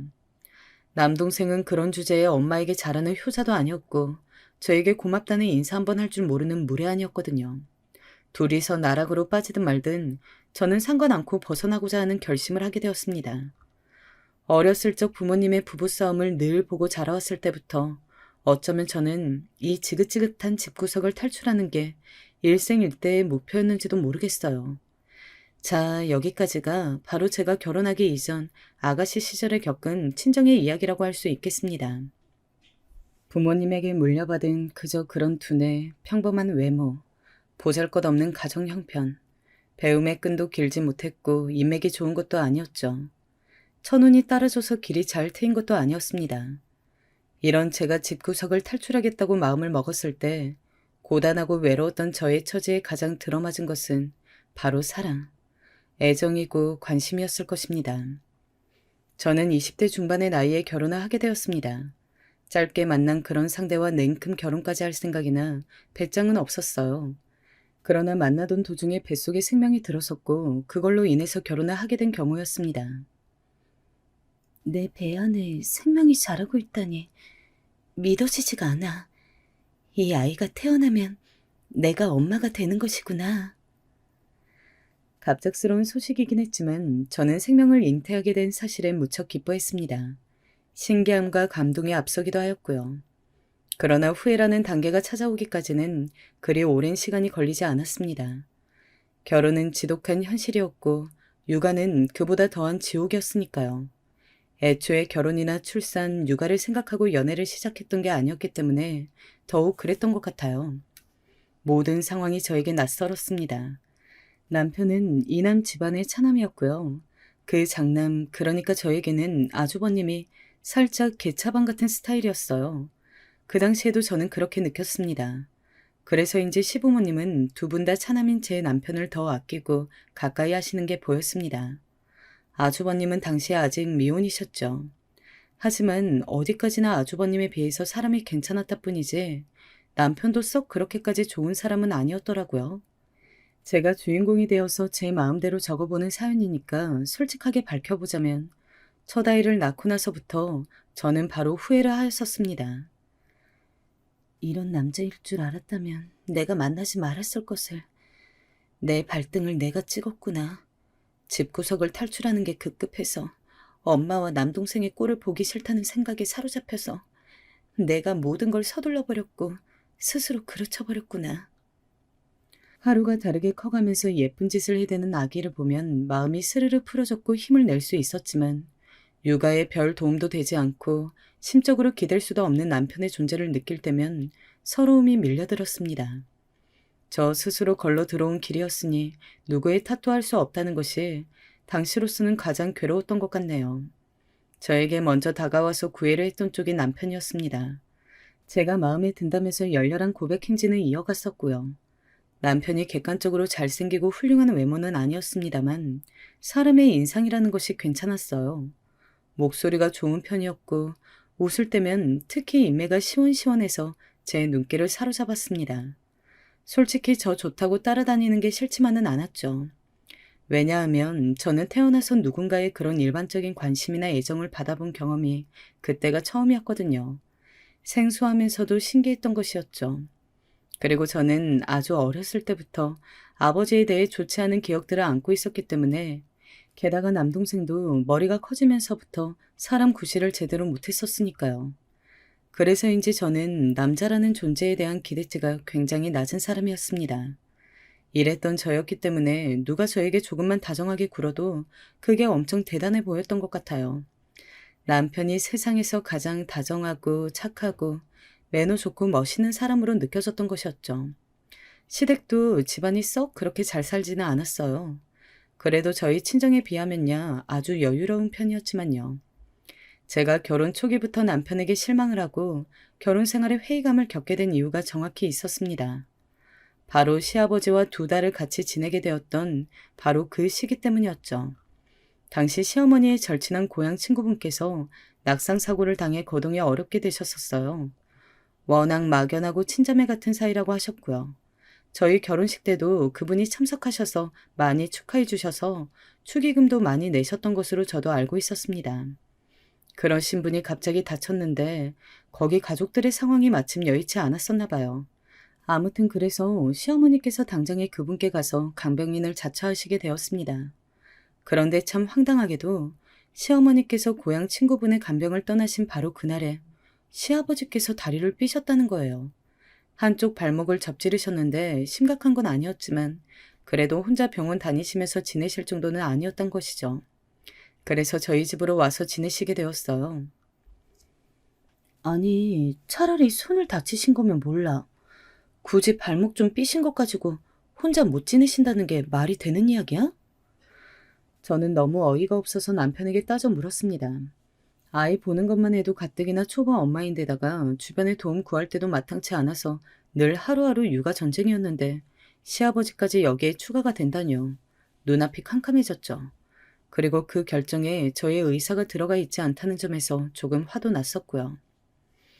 아버지가 요리에도 워낙 진병이셔서 안 그래도 엄마 없이 혼자 어떻게 장기간 지내시나 걱정이었어. 마침 잘 되었지 뭐. 지금 그게 내 앞에서 할 소리야? 나는 걱정 안 돼? 내가 밥 차려드리고 내가 다 수발 들어드리고 그거 다 내가 해야 되는 거잖아. 내 말이 틀렸어? 그런데 왜 내 의견은 물어보지도 않고 무조건 결정을 다 한 다음에 통보를 하는 거야? 너는 말을 무슨 그렇게 하냐? 너 왜 이렇게 애가 독해? 내 아버지이기도 하지만 너한테 시아버지이기도 하잖아. 한 가족이라고. 왜 무조건 희생하고 손해본다고만 생각하냐? 이참에 효도한다고 긍정적으로 생각해보면 안 돼? 어? 남편이 도리어 저에게 따지고 드는 것에 저는 말문이 막혀버리고 말았네요. 대놓고 저의 노동력을 빌려서 대리효도를 하고 싶다는 것이 남편의 주장이었음에도 제가 대처 수준이 부족했던 것이죠. 그때 독하다느니 못됐다느니 이기적이라느니 그런 말을 듣는 한이 있더라도 시아버지로 오시게끔 두지 말았어야 했던 일이었습니다. 시아버지께서는 타고난 노안이셨는데 30년간 외모는 한 10년 정도밖에 안 늙으셨어요.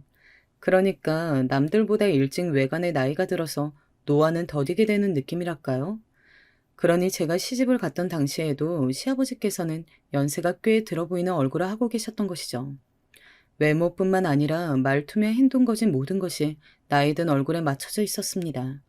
얼마나 괄괄하셨으며 얼마나 꼬장꼬장하게 구셨는지 몰라요. 정말 별거 아닌 일들을 가지고서 저한테 시비를 거셨으며 사소한 것으로도 문제를 삼으시곤 저에게 잔소리를 늘어놓으셨습니다. 그런데 그때 저희 첫째가 아주 어렸죠. 그러니까 애는 아주 울고 부채고 시도 때도 없이 저를 찾으면서 난리를 피워대는데 그 와중에 시아버지께서도 저를 가만두지 않으셨던 거예요. 이중고라는 말로는 부족한 고난의 행군이었습니다. 애가 저렇게 시끄럽게 실해 아주 자지러지게 우는데 너는 엄이란 것이 버뜨개를 달래주지도 않고 뭐라고 있는 거야? 걸핏하며 그렇게 외치셨던 시아버지. 그러신 당신께서는 정작 당신의 어린 손자를 봐주신 적이 없었죠. 이왕 아들 며느리 부부의 집에 얹혀 지내게 되셨으면 어린 손자를 돌봐주심 오죽 좋았을까요? 그런데 일말의 도움을 안 주셨어요. 찜질, 발모가지 찜질, 버뜩 안 오냐? 당시에 너무 시달려서 환청까지 들렸던 시아버지의 찜질 명령은 하루에 너댓 번은 꼭 들었습니다. 시아버지께서 저렇게 외치시면 저는 발목에 대는 찜질거리를 챙겨야만 했습니다. 시아버지의 삔 발목에 찜질을 해드리고 양쪽 다리에 손수 제가 마사지를 해드려야만 했죠. 안 그러면 다리가 굳는 것 같다고 하셨어요. 한쪽 발목을 다쳐서 절뚝거리고 다니다 보니까 안 다친 쪽의 다리도 아픈 것 같다고 하시면서 말이죠. 저 진짜 이를 꽉 악물고 그놈의 찜질에 매달려서 정말 열심히 해드렸습니다. 그 외에도 발목이 삔 것 때문에 자꾸 통증이 일어난다는 핑계로 늘 폐악을 부리셨어요. 인상을 쓰시면서 소리를 빽 질러대셨죠. 저는 한동안 시아버지의 목소리가 들리는 것 같은 환청에 시달려 있을 정도였어요. 제가 얼마나 시달렸으면 그랬겠나요? 너무 황당했던 사실은요. 집에 계실 때만 그놈의 삔 발목에 통증이 일어났으며 찜질이 반드시 필요하였고 외출해서 놀러 다니실 땐 아무런 문제가 없다는 것이었어요. 친구분들하고 만나서 잘만 노시더라고요. 너는 집안일 한다는 애가 집구석 꼬라지가 이게 뭐야? 테레비 위에 뭔지 너는 저게 안 보여? 그리고 또 반찬이 이게 뭐냐? 나물마다 물은 왜 이렇게 흥건하고? 어찌나 사사건건 참견하시고 잔소리하시고 큰 소리를 내셨는지 모르긴 몰라도 저 이때 분명히 화병에 걸려 있었을 거예요. 늘 가슴이 답답하고 속이 꽉 막힌 것 같은 느낌이 들었거든요. 극심한 스트레스로 인해서 귀에서 삐 하는 이명까지 들려올 정도였습니다. 어디 육아만 안 도와주셨나요? 밥 차릴 때 수저 젓가락 놓으신 적 한 번이 없으셨고 물도 본인이 안 떠드셨습니다. 그러다가 정말 큰일이라도 부를 만한 일화가 생겨났죠.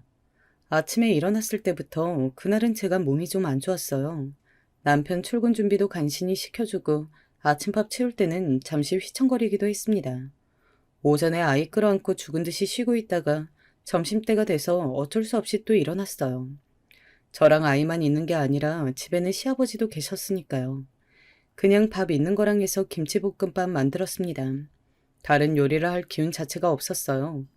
제가 김치볶음밥을 원체 맛있게 잘하기도 했기 때문에 자신이 있는 메뉴였습니다. 식탁 위에 다 차려놓고 나서 시아버지를 불렀죠. 점심 식사 하시라고요. 그런데 지금 이게 뭐 하는 짓이냐? 볶음밥?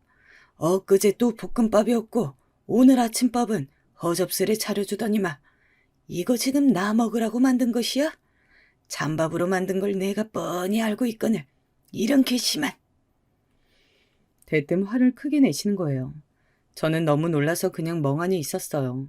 생각지도 못한 시아버지의 반응에 이 상황에 제가 뭘 어떻게 해야 할지 모르겠더라고요.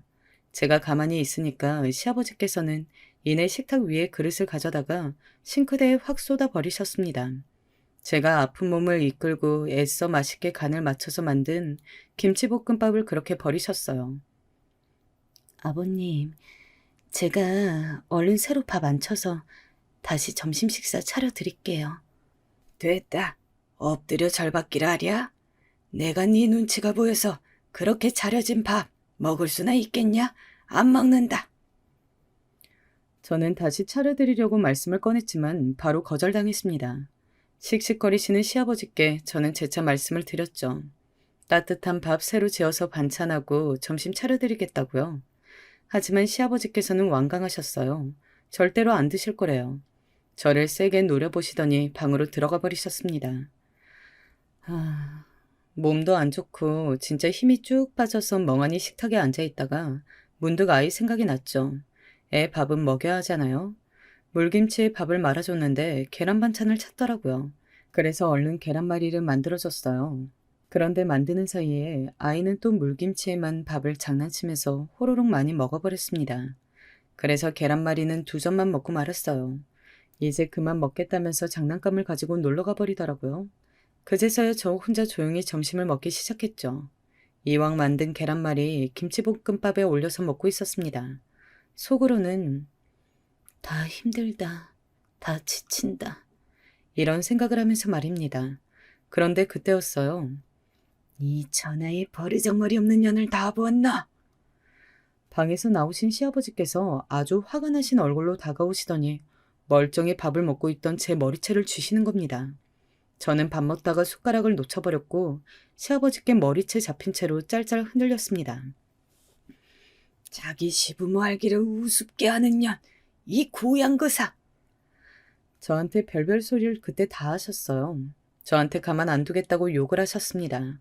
저는 밥 먹다 말고 한순간에 산발머리가 되었죠. 소란에 놀란 아이가 장난감 놀이하다가 밀고 달려왔는데 상황을 보고 깜짝 놀라더군요.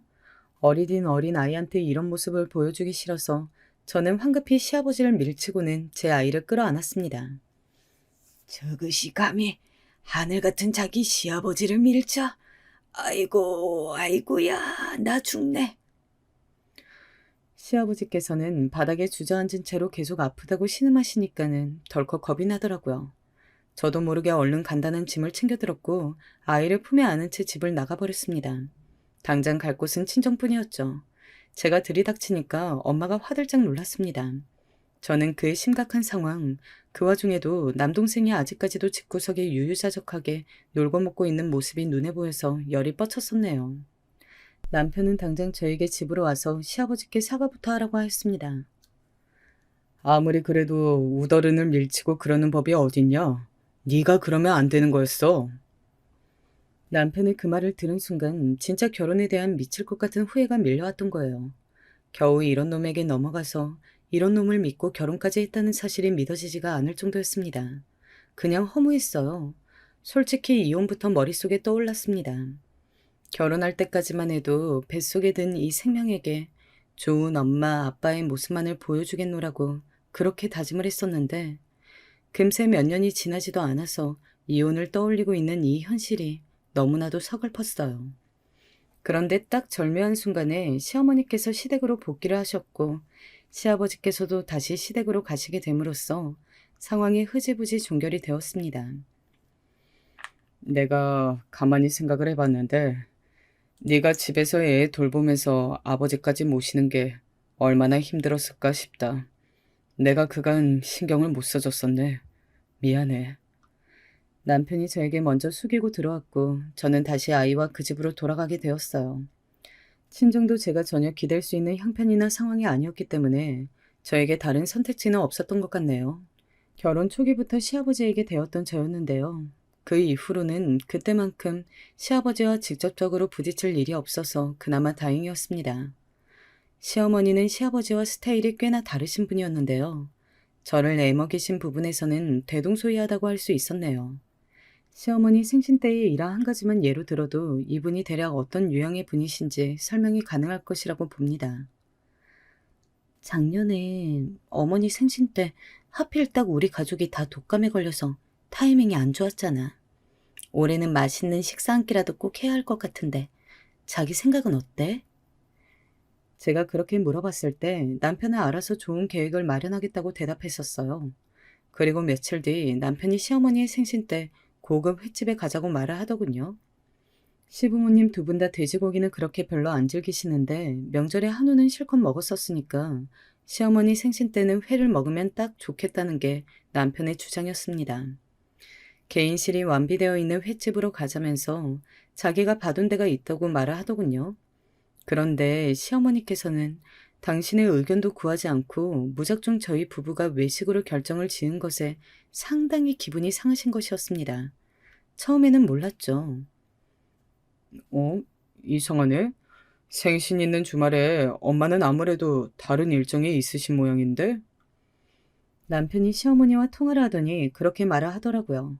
그런데 이게 알고 보니까 진짜로 일정이 있었던 게 아니라 시어머니께서는 나름 당신의 불만을 표출하는 수단으로 그러셨던 것입니다. 저희는 그걸 몰랐죠. 마음이 단단히 상하신 시어머니께서는 생신이 있던 주말에 타 지역으로 떠나셨습니다.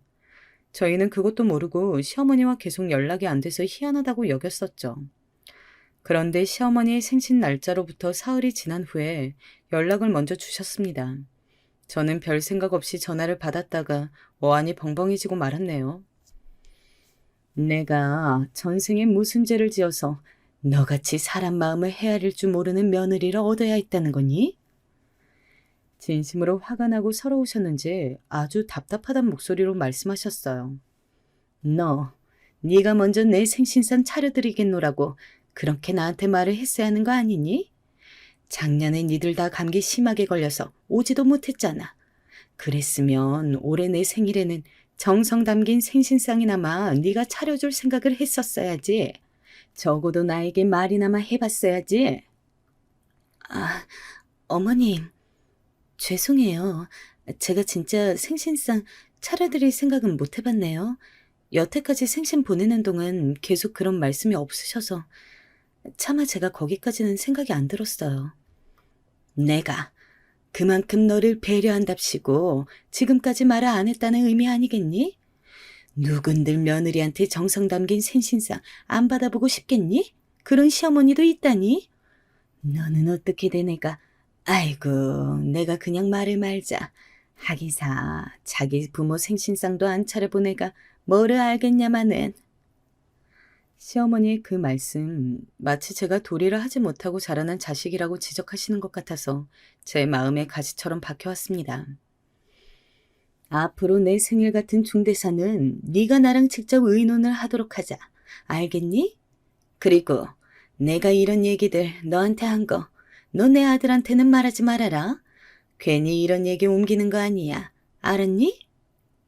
제가 무슨 앞뒤 꽉 막힌 사람도 아니었구만 그런 식으로 그날 말씀을 하셨어요. 만약 시어머니께서 저에게 며느리표 생신상을 받고 싶다 이렇게 말씀을 해주셨다면 저는 정확히 따라 드렸겠죠. 왜 안 해드렸겠냐고요. 그런데 당신의 바람을 저를 비롯한 누구에게도 표출하지 않으신 채로 그저 생신상이 떡하니 차려지기만을 기다리시는 건 정말 어이가 없는 일 아닌가요? 제가 독심술을 쓸 줄 아는 것도 아닌데 어떻게 그걸 알아맞힌단 말인가요? 제가 무슨 궁예라도 되나요? 시어머니께서는 앞으로 모든 일을 저와 직접 상의하고 싶고 이 과정에서 남편이 끼어들지 않았으면 하는 의견을 피력해 주셨습니다. 당신의 아들에게는 아무런 신경 쓸 거리도 주고 싶지 않으시단 뜻이었겠죠. 저의 시어머니 되시는 분은 바로 이런 분이셨습니다. 나름 각자의 개성이 대단하다고 할 수 있는 시부모님이셨죠. 결혼 초기부터 저에게 실망감을 안겨주었던 남편은 그럼 세월이 가면서 어떻게 되었냐고요? 청개구리로 진화했어요. 제가 분명히 이번 명절은 짧으니까 차 막히는 시간에는 엄청날 거라고 무조건 새벽같이 일찍 출발해야 한다고 남편에게 엄포를 놓았던 명절이었습니다. 장거리 운전하고 이동해야 하니까 그 전날에 술 많이 마시지 말라고 몇 번이고 신신당부를 하였습니다. 하지만 남편이란 청개구리는 술을 지인딱 마신 채로 새벽에 돌아왔어요. 아침해가 밝았지만 그 술이 어떻게 깰 수나 있었겠어요? 정말 억지로 깨우고 강제로 욕실에 쳐넣었습니다. 그렇게 씻고 옷을 차려입은 남편은 아직도 비몽사몽이었고 긴 장거리 운전은 제가 독박으로 운전대를 잡아야만 했습니다. 그 명절에 시댁에 갔을 때도 정말 가관이었죠. 시아버지께서 요구하시는 명절 음식이 정말 가짓수가 한두 가지가 아니었기 때문에 저는 진짜 시댁에 도착한 그 순간부터 숨도 못 쉬고 일을 했습니다. 기름 냄새에 찌들어가면서 그 오만 노동을 하는 동안 남편이란 청개구리는 방에서 퍼질러 자고 있었어요. 그런데 식사 시간만 되면 귀신같이 일어나서 먹더라고요. 맛있는 건 위주로만 쏙쏙 골라 먹었고요. 일을 벌리는 것보다 뒷정리가 훨씬 더 어렵다는 거 주부님들이면 다 공감하시죠? 그 고된 뒷정리를 하는 동안 정말 진이 다 빠졌습니다. 남편이란 작자는 그때 코빼기도 안 비추었는데요. 드디어 뒷정리까지 다 마치고 나서 잔소리 한마디 해줄까 했더니만 마침 외출을 나가더군요. 친구들 만나러 간대요. 제가 이를 갈면서 그랬습니다. 그래? 알겠어. 다 알겠다고. 그러니까 오늘 술만 마시지 마. 제발 취해서 들어오지 말라고. 그러면 내일 일정 다 날아가는 거야. 알았지? 술 마시면 안 돼. 제가 입 아프게 말을 하였습니다. 그런데 인간의 탈을 쓴 청개구리 이놈은 제 말을 알아쳐듣질 않았죠. 술이 떡이 되어 돌아왔어요. 그 모습을 보고 시부모님 두 분 다 기함하실 정도였습니다. 아침 해가 밝아서 차례상 차릴 때가 되었지만 남편은 아직도 꿈나라를 헤매고 있었습니다. 술을 그렇게나 진탕 마셔댔으니 정신을 차릴 수 있을 리가요. 제가 그날은 진짜 너무 화가 나서 시댁 식구들이 있건 말건 듣건 말건 남편 놈 때리면서 깨웠습니다. 진짜 미치겠다고. 이게 사람이야? 아니면 짐승이야? 나 이제 너 같은 놈하고 못 살아. 아니, 안 살아.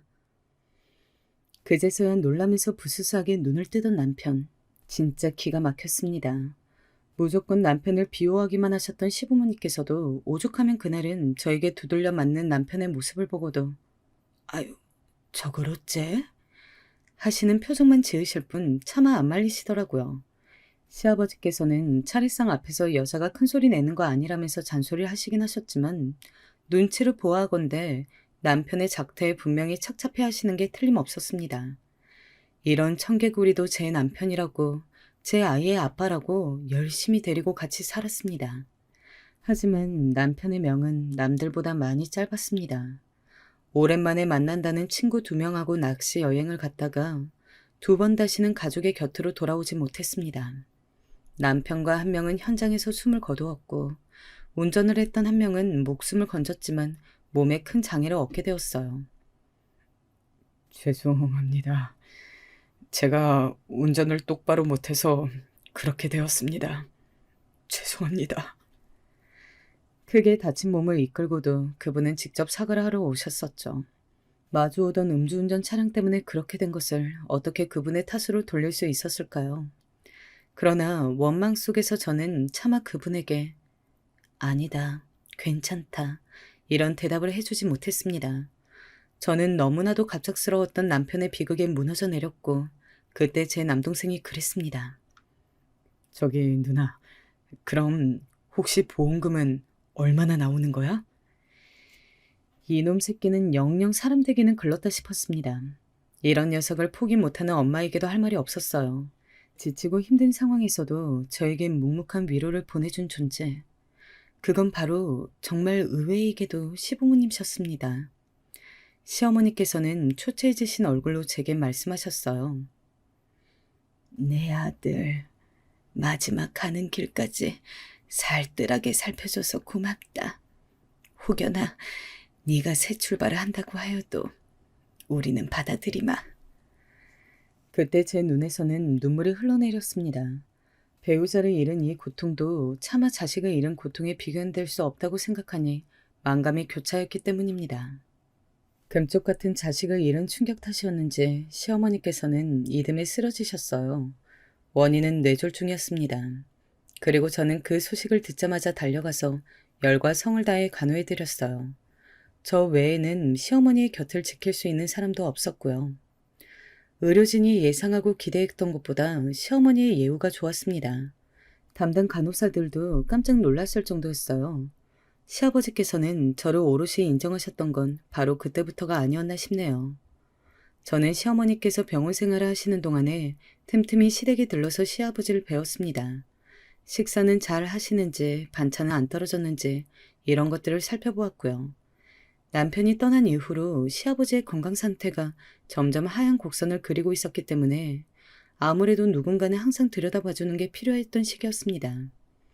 특히나 시어머니께서 뇌졸중으로 쓰러지신 것이 시아버지께선 엄청 충격이셨나 봐요. 이러다가 자식을 앞세우고 나서 마누라도 앞세우게 될까봐 겁이 난다. 세상 천지에 혼자 남을까봐 그게 걱정이야. 이렇게 중얼거리시는 걸 보면 말이죠. 그런데 여러분, 누구 한 명 잊으신 것 같지 않으신가요? 저희 남편은 집에서 차남이라고 제가 초반에 소개를 했었죠. 남편의 형, 그러니까 저에게는 아주버님이 계셨습니다. 집안의 장남인 아주버님께서는 뭘 하셨냐면 아무것도 안 하셨어요. 업적이라고 친다면 이혼만 2번 한 거요? 아주버님과 새로 재혼한 분하고는 제가 워낙 대면대면해서 시어머니의 간병이라든지 시아버지 살펴드리는 일을 상의를 할래야 할 수가 없었네요. 친해질 기회조차 없었어요. 아주버님께선 인물은 반반하셨는데 그 외는 진짜 모든 면에서 상중하중의 하였습니다. 어쩜 그런 사람이 있나 싶었네요. 무엇보다 심한 다혈질이셨어요. 그냥 오래 상대하기가 싫었다니까요. 짧은 대화라는 건 괜찮았죠. 안부나 잠깐씩 묻는 정도요. 그런데 대화가 길어지고 나면 꼭 안 좋은 소리를 듣게 되었습니다. 워낙 입이 험해서 욕도 잘하셨고요. 제 생각에는 멀쩡한 가족만 보고 여자들이 혹했다가 내면을 알게 된 순간 이별을 고하는 것 같았습니다. 아주버님은 자식만 셋이었는데 자식들도 다 자기 아빠를 안 좋아하는 게 보였어요. 술 좋아하는 한량인데다가 뚜렷한 직업적 능력이 없으니 그럴 만도 했죠. 자식들이 자기 아빠를 존경할 만한 건덕지가 없었으니까요. 저는 아주버님께선 나름 믿고 있는 구석이 있어서 그럴 것이란 생각도 살짝 해봤습니다. 왜냐하면 시댁에서 원래 가지고 있던 땅이 있었는데 그게 소위 초대박을 터뜨려서 돈이 생겼기 때문입니다. 저희 남편이 세상을 허무하게 떠났을 때 아주버님께서는 슬픔과 행복이 교차해 보이시는 듯 하였습니다. 그러면 재산이 이제 오롯이 나의 몫으로 떨어지는 거네? 담배를 피시면서 이렇게 중얼거리시는 거 내가 듣기도 했었고요. 그리고 내가 재혼을 하기는커녕 시부모님을 자주 들여다보면서 살자 아주버님께서는 점차 저를 경계하시는 것 같았어요. 왠지 시부모님께 이런저런 저에 대한 안 좋은 말씀들을 하시는 눈치도 느껴졌고요. 저는 피 한 방울 안 섞인 남이니까 굳이 시댁 재산이 갈 이유가 없다느니 저에게 남자가 있는 게 분명한데 시댁의 재산을 노리고 일부러 재혼의 시기를 늦추고 있는 거라느니 이런 식의 얘기를 자꾸 시부모님께 흘리시는 게 뻔했습니다. 그래서 자연스럽게 저는 아주버님하고 사이가 안 좋아졌어요. 원래도 좋지는 않았지만 아무 관계도 아니었다면 이제는 사이가 확연히 나빠지게 된 것이죠. 자, 그러던 어느 날 예고도 없이 단판의 때가 찾아오게 되었습니다. 시아버지께서 당신의 정신이 아직 멀쩡하고 또렷하실 때 재산의 문제를 다 끝내놓고 싶다는 생각을 밝히신 거예요. 그런데 재산 목록을 말씀하시면서 이것들을 다 아주버님께 주겠다고 제가 보는 앞에서 선언을 하셨습니다. 저는 놀란 심정을 억누르고 침착하게 말씀드렸죠. 아버님, 저도 당연히 사람이기에 욕심이 난 건 사실이에요. 솔직하게 말씀드리는 거예요. 그런데요, 많은 걸 바라는 게 아닙니다. 그저 세상을 떠난 제 남편의 몫을 받고 싶을 뿐이에요. 그랬더니 시아버지께서 냉정한 얼굴로 하시는 말씀이 이러하셨습니다. 이미 떠난 자식의 몫까지 내가 고려할 수는 없는 노릇 아니냐. 나는 멀쩡히 살아있는 내 남은 자식에게 다 챙겨주는 것이 옳다고 생각을 한다. 이 결정에는 번복이 없을 것이니 그렇게 알아들어라. 너무 서러운 나머지 그 자리에선 눈물이 다 나왔습니다. 아주버님께서는 엄청 기뻐하시는 내색으로 저를 조롱하셨죠. 아니, 이게 무슨 나눌 재산이나 되나? 안 그래요? 나 혼자 챙기면 딱 알맞겠네. 거기다 대고 제가 무슨 말을 할 수 있었겠어요. 집에 들어오자마자 저는 충격에 들어 누웠습니다. 지난 세월 모든 일들이 다 스쳐가더군요. 결혼하기 직전의 일부터 그 모든 일들이 전부 다요. 그것을 회상하면서 제 가슴을 치고 있잖니 사는 게 다 뭔가 싶은 생각마저 들었습니다. 전부 다 부질없으니 그냥 이따위 세상 그만 살까 싶었죠. 바로 그때 한 통의 연락이 왔습니다. 시어머니께서 들어가 계시는 요양원으로부터였어요. 저보고 면회 좀 오라는 내용이었습니다. 제가 그 상황에 시어머니를 뵈러 갈 상황이 아니었거든요. 가고 싶었겠어요? 안 가고 싶었습니다. 그런데 이빨 다 빠진 호랑이가 오라고 그러는데 참 사람 마음이라는 게 안 가기에도 좀 그렇더라고요. 그래서 다음날 바로 요양원에 찾아갔습니다. 에라이, 나는 진짜 타고난 호구팔자인가 보다. 그냥 이번 생은 글렀다고 생각하자. 저는 스스로를 비웃으면서 시어머니를 찾아뵈었습니다. 그런데 저를 물끄러미 보시던 시어머니께서 이런 말씀을 하시는 게 아니겠어요? 예, 아이고, 너도 참 독하다. 어머님, 그 말씀이요. 제가 30년 전에도 들은 것만 같아요. 황당한 말씀에 대고 허심탄회하게 답변을 드렸더니 시어머니께서 푸스스 웃으시더군요. 30년이라고? 야, 벌써 세월이 그렇게나 됐니? 네, 그럼요. 그런데 어머님께서는 그때나 지금이나 여전하시네요. 얘 좀 봐라. 내가 지금 다 늙어서 기력 빠져가지고 요양원 들어왔는데 여전하기는 무슨. 하시면서 혀를 차시던 시어머니께서는 갑자기 주위를 슬쩍 둘러보셨습니다. 그러고는 갑자기 저한테 귀 좀 가까이 대보라고 그러시는 거예요. 주변에서 지금 아무도 저희 대화에 귀 기울이는 사람이 없건만 왜 유난이신가 했습니다. 저는 마지못해서 그 장단에 맞춰드렸죠. 시어머니 얼굴에 제 한쪽 귀를 가까이 가져다 댔는데 작은 목소리로 이렇게 속삭거리셨습니다. 너 나한테 건물 세 채 있는 거 혹시 알고 있었냐? 그 음성을 듣자마자 저는 너무 놀란 나머지 소름까지 훅 끼쳐왔습니다. 깜짝 놀란 저는 그대로 시어머니의 얼굴을 쳐다보면서 무의식적으로 이런 질문을 드리고 말았어요. 어머, 이럴 수가 세상에. 어머님, 벌써 치매 오셨어요? 그럴 수밖에요. 일단은 치매 증세부터 의심이 갔습니다.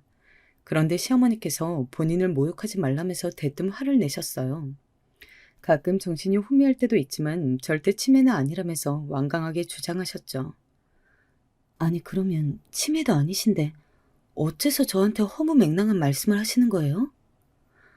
허무맹랑이라니, 내가 말한 게 진짜인데도 애가 안 믿으려고 하네? 네? 진짜라고요? 어머님께서 진짜로 건물주라도 된다는 그런 말씀이신가요? 얘 좀 봐라. 너는 그러면 우리 집이 그 땅으로 번 돈이 얼만데 지금 가진 게 꼴랑 그거라고 생각한 거야? 너는 네 시부모가 10년 만에 그 많은 돈을 날린 전하의 꼴통들로 보이는 거니? 시어머니의 말씀을 들은 순간 뇌리에 깨달음이 꽂혔습니다. 막대할 것이라고 예상했던 금액과는 달리 시아버지께서 조목조목 짚어주신 재산의 규모가 뭐랄까 작다고 여겨졌었거든요. 어머, 그러게요. 어쩐지 남은 재산이 너무 소소하다고 생각이 들기는 했었어요. 으이그, 너 하여간에 그 무엇이냐? 건물 세 채 있는 거, 그것들 전부 네 거 해줄 테니까 그런 줄로 나 알아. 네? 네, 뭐라고요?